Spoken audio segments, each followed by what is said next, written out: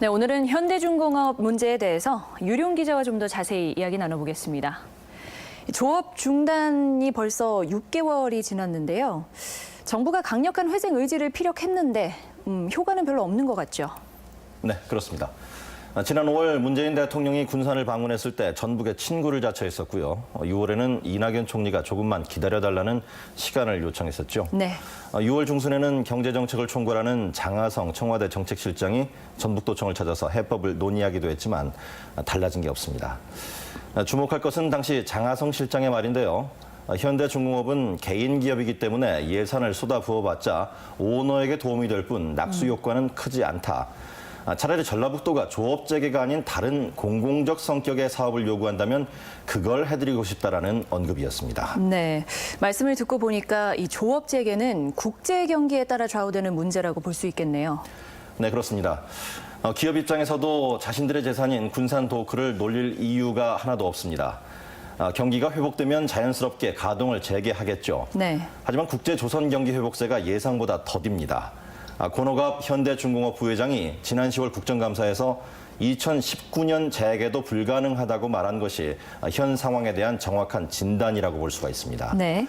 1년 또는 2년에 걸쳐서 배를 건조하는 조선업의 특성상 3년 동안 도크를 운영할 수 있는 주문이 누적돼야 가동이 가능한데요.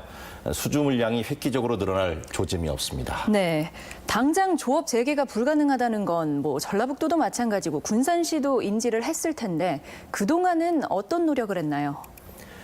전라북도는 일단 역대 최고의 정부 예산을 받아온 것, 그리고 부안 잼버리 유치, 새만금 개발공사 설립 등을 반대급부로 봐달라는 분위기입니다. 네. 하지만 이는 대선 결과에 따른 것이지 조선소 대책이 아니지 않겠습니까? 네.